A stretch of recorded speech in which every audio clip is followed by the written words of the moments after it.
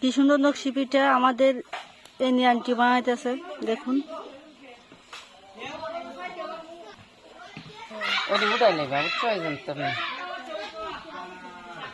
আর এদিকে আমার ভাবি দেখুন কত সুন্দর পিঠা বানাইতেছে।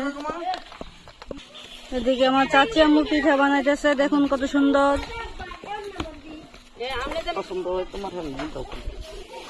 এদিকে দেখুন আমার ভাবি পিঠা বানাইতেছে, লাভ, কোনো লস নাই, সব লাভ।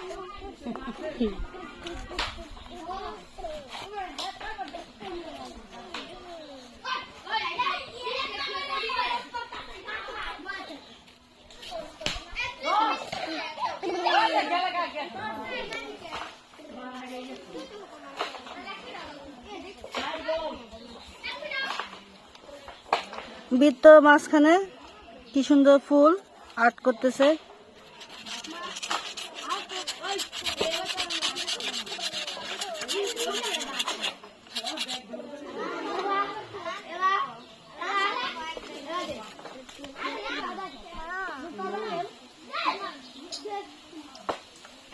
এখন পিঠার শার্টগুলো সুন্দর করে কাটা হবে।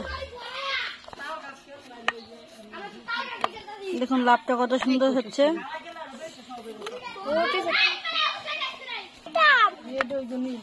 এই দেখুন পিঠা তৈরি হচ্ছে কতগুলো, আরো তৈরি হচ্ছে।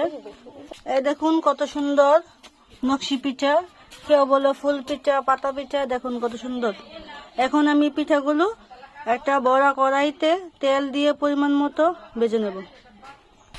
কড়াইতে তেল দিলাম, এখন দেখুন গরম হয়ে গেছে। এখন আমি পিঠাগুলো তেলের মধ্যে ছেড়ে দেব।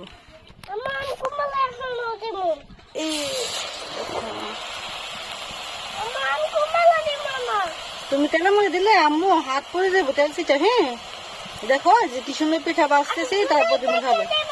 যে আমি আরো একটি পিঠা দিয়ে দিচ্ছি।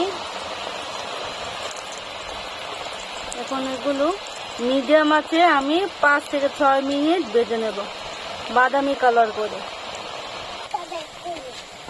যে প্রথম যে পিঠা দিয়েছি এটা কিন্তু তেলের উপরে বেশি উঠেছে, আমি সাইড দিয়ে আরো কিছু পিঠা দিয়ে দিচ্ছি। খুব বেশি পিঠা একসাথে দেবেন না, 3 থেকে 4টা পিঠা দেবেন যদি বড় কড়াইতে তেল দেন। তারপর এটা 5 থেকে 6 মিনিট মিডিয়াম আছে ভেজে নেবেন। অনেক সুন্দর, অনেক সুন্দর। কি কি পিঠা আম্মু? নকশি পিঠা, নকশি পিঠা। দেখছো আপনারা দেখেছেন প্রিয় ভিউয়ার্স, কত সুন্দর সুন্দর ডিজাইনের পিঠা গ্রামের ভাবি চাচিরা তৈরি করে ফেলতেছে খুব সহজে খেজুর কাটা দিয়ে। এই যে এরকম শুকনো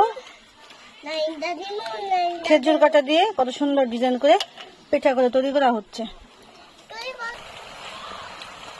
প্রিয় ভিউয়ার্স, এই যে এরকম বাদামি কালার হলে, গোল্ডেন কালার হলে তারপর আপনারা তেল থেকে পিঠাটা তেল ঝরিয়ে তুলে নেবেন। এই যে সবগুলো পিঠা আমি ঠিক এরকম করে দুপাশ দেখতেছেন এরকম করে ভেজে নেব। বাকি সবগুলো পিঠে আমি এরকম গোল্ডেন কালার করে ভেজে নেব। আম্মু গরম ঠান্ডা হোক তারপর তুমি খাবে। আপনারা চাইলে খেজুরের গুড় বা আখের গুড় দিয়ে শিরা করে তারপরে ডুবিয়ে শিরার মধ্যে রেখে খেতে পারেন।